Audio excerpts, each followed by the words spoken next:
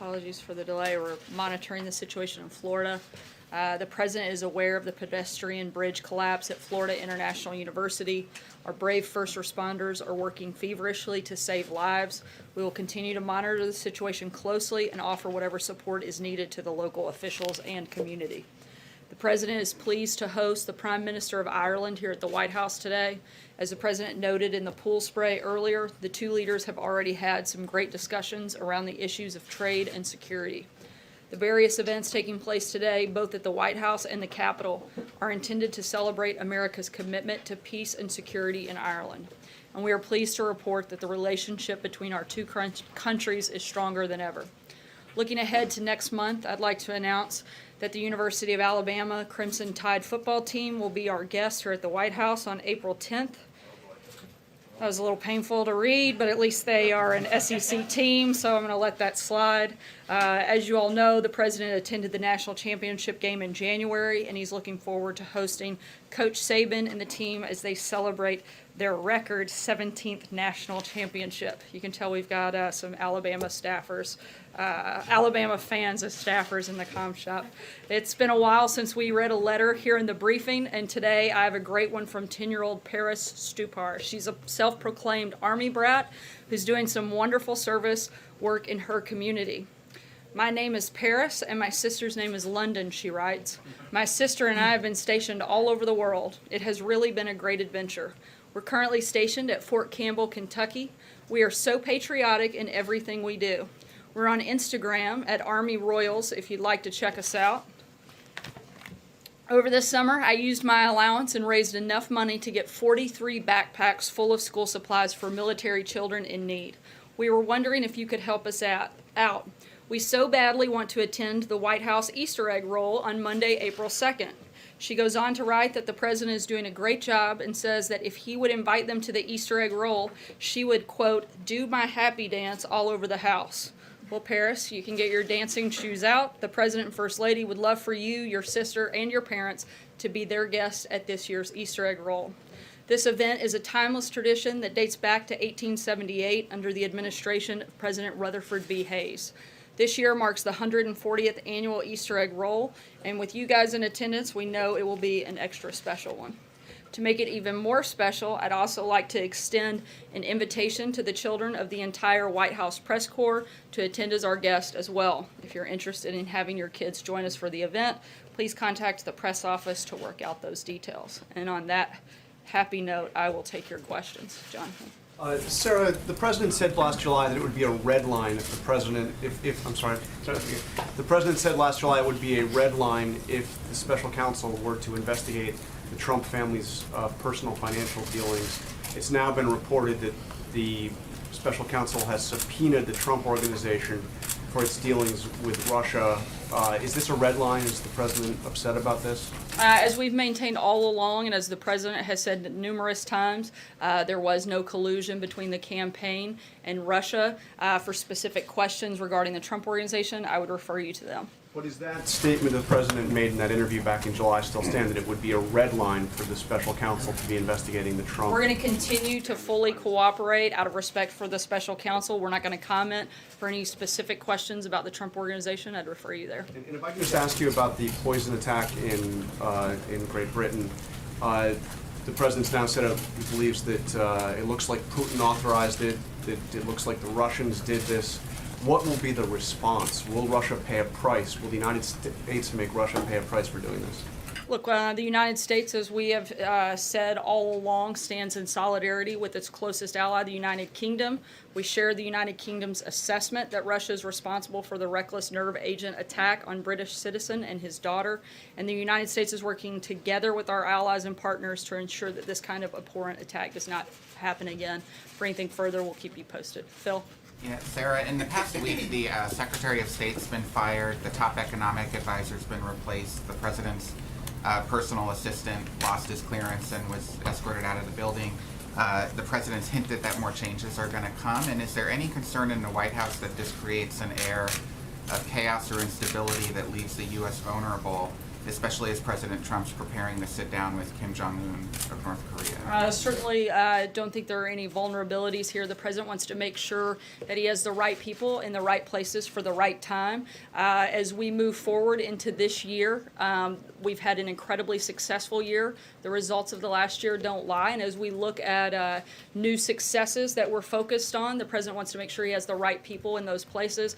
For instance, like Director Pompeo and Deputy Director Gina Haspel that he's nominated to lead the CIA. When do you think the changes will end? When will he have everybody in place? Look, as you move through an administration, you have different priorities that you're focused on and different people that are going to lead those efforts and lead those priorities.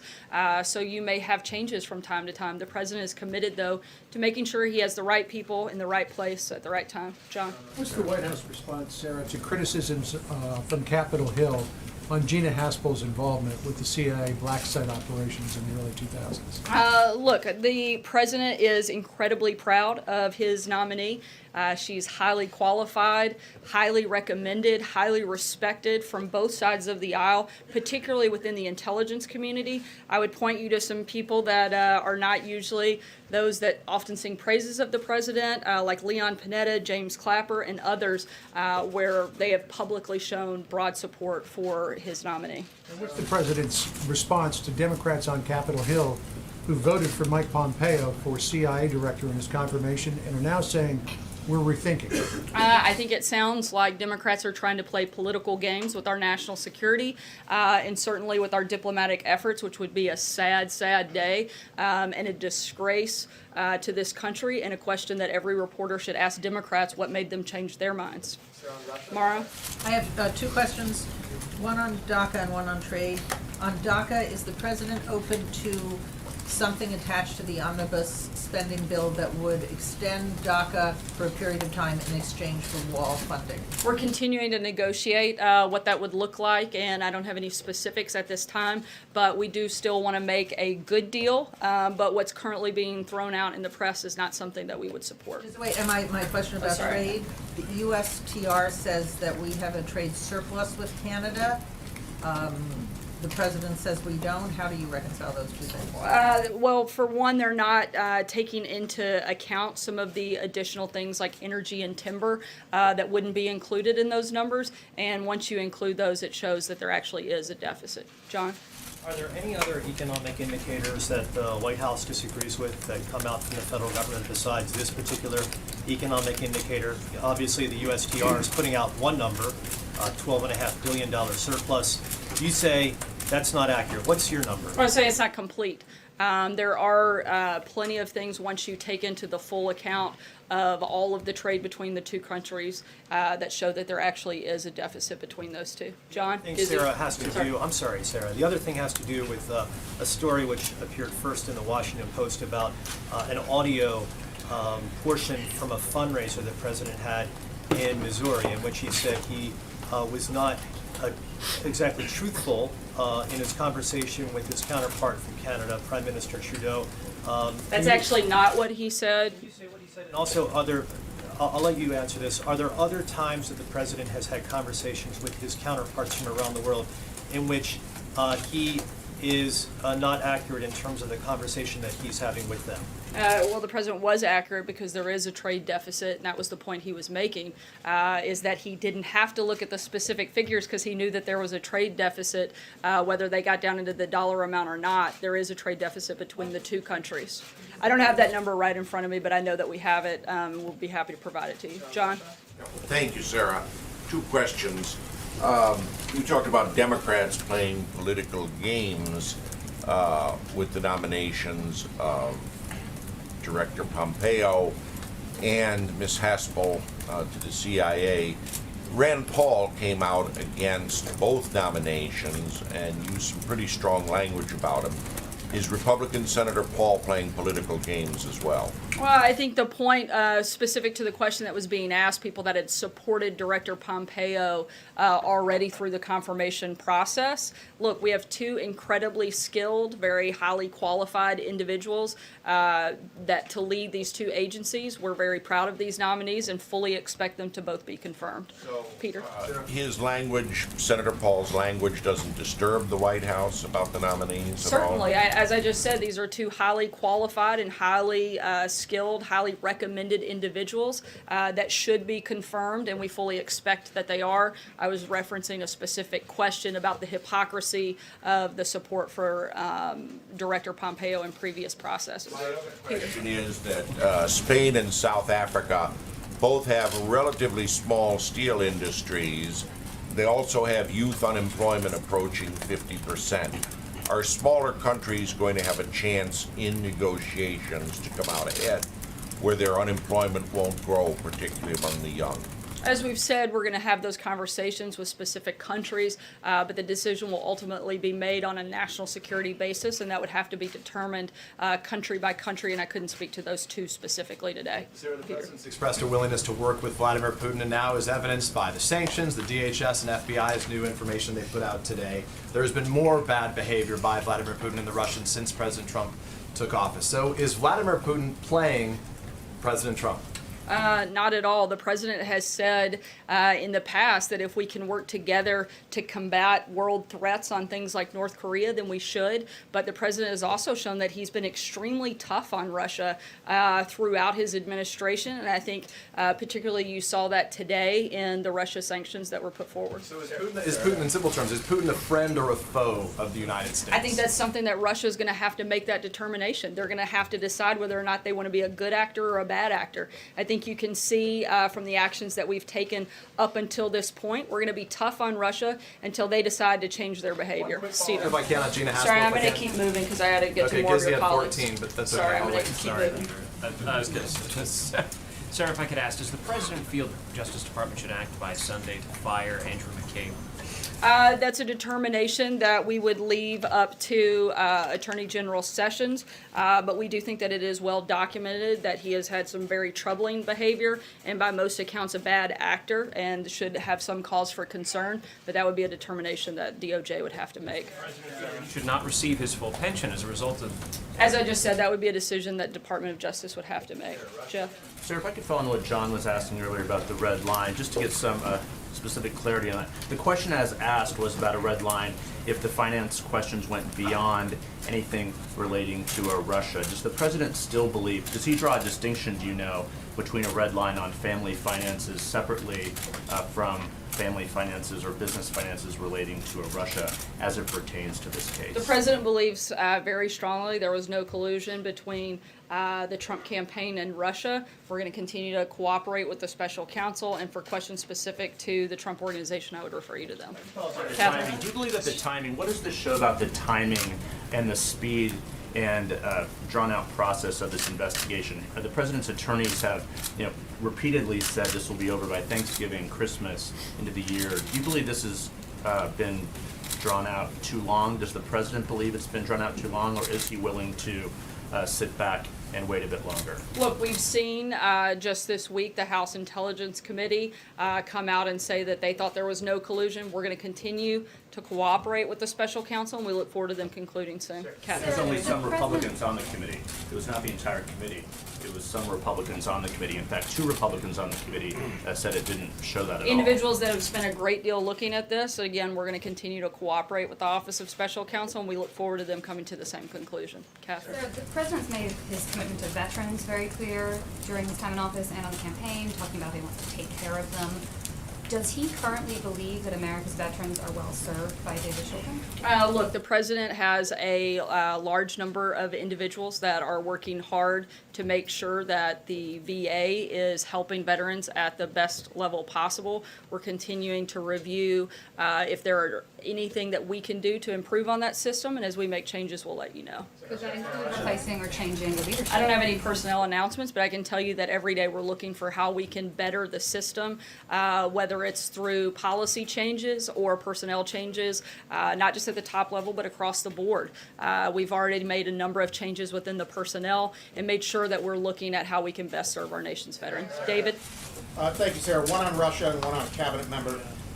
Is it the Trump administration's own assessment that Russia was behind the nerve gas attack in Salisbury, or are you just adopting the UK's assessment? We're working in close coordination with the United Kingdom. So the U.S. doesn't really have its own position? It hasn't done its own investigation on this yet? We have a position, I've clearly stated, but we're working in conjunction with the United Kingdom on this And front. then on a cabinet member, if you will, we've all heard by now that HUD Secretary Carson and his wife picked out a $31,000 dining room set for his office.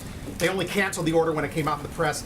Is this an appropriate use of taxpayer dollars, and has the president spoken with Secretary Carson about it? Look, this is something we're looking into. I don't have any updates on that front at this point. Sarah? Sarah? Oh, thank you. So the New York Times reported today that the White House has created a working group on North Korea to prepare for the upcoming summit between President Trump and Kim Jong-un. Can you tell us what agencies are involved in this working group, who's chairing it, how often they're meeting, any information you can give us? We're continuing to move forward in this process, but I don't have any new updates or information that we can provide today. And one other, thank you. The president has until tomorrow to sign the Taiwan Travel Act, which says it should be U.S. policy to allow U.S. officials to travel to Taiwan to meet with their counterparts and vice versa.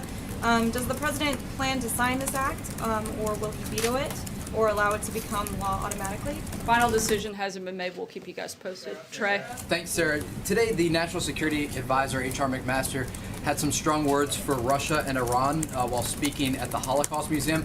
How much influence did President Trump have on the words of McMaster? And could you give us a little bit of information on the current relationship between the president and his National Security Advisor?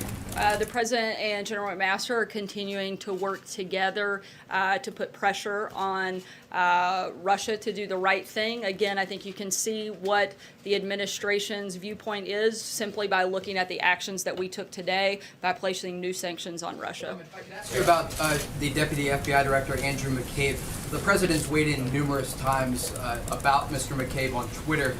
Is the president concerned about the findings of this internal investigation? I know you said he's not commenting on whether or not he should be fired. I said he was leaving that determination to be at the discretion of the Attorney General. Peter? The president signed onto a statement along with France, Germany, and the UK on poisoning. Is that as far as it will go, or does he plan? Is he considering measures that might match what the UK has adopted in terms of diplomatic expulsions? And is there any order been given to intelligence agencies here to look out for similar possible threats on American soil? I can't get into the specifics on any potential threats, but I can tell you that we're going to continue to work with our ally in the United Kingdom, and we'll work in close coordination with them moving forward. We'll keep you posted if any specific actions But the actions are under consideration. I'm not going to get ahead of anything that we may or may not do, but I can tell you that we're going to continue to stay in close coordination with our ally. Thank you. Secretary Clinton was in India recently, where she said that President Trump won the elections because of people looking backward, people who don't want women to succeed, Indian Americans to succeed, and African Americans to progress. What do you have to say on that? I think that's a perfect example of why Hillary Clinton is not in the White House. She is completely disconnected from the American public, and certainly I think shows her disdain for the millions and millions of Americans who came out and voted and supported President Trump and still support him today. George. If I could ask two questions on what the president has said on trade. Twice he's cited the McKinley tariff. Does he view that as a precedent? And I ask that because that tariff pushed consumer prices so high, Republicans lost both houses of Congress and the presidency afterwards. The president's focus is on making sure that we're protecting American industry and American workers. He specifically thinks that it's important that we protect the steel and aluminum industry due to the fact of making sure that we have the ability to still manufacture those goods for the purpose of national security. Can you cite any tariff in the last 150 years that has worked and done what you want to do now? I think we've made progress since the president's announcement just over a week or so ago. I think it's certainly improved the conversations and some of the negotiations that we've had. Last question, Steve? Yes, Sarah. At this fundraiser yesterday in Missouri, the president talking about environmentally unfriendly standards that the Japanese allegedly apply on U.S. Imported automobiles. Talked about a bowling ball test where a bowling ball is dropped from 20 feet in the air on the hood of a car, and if it dents, the car doesn't qualify. He said, this is horrible.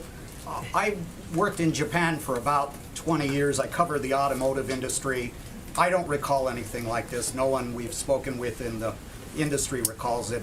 Did you speak with the president about this, and where did he get this from? Look, the president's been talking about unfair trade practices for decades. It's not new for him. Part of the reason he was elected was to end unfair trade practices and push for free, fair, and reciprocal trade so American goods can compete in more foreign markets. Obviously, he's joking about this particular test, but it illustrates the creative ways some countries are able to keep American goods out of their markets. Thanks so much, guys. See you tomorrow. What you said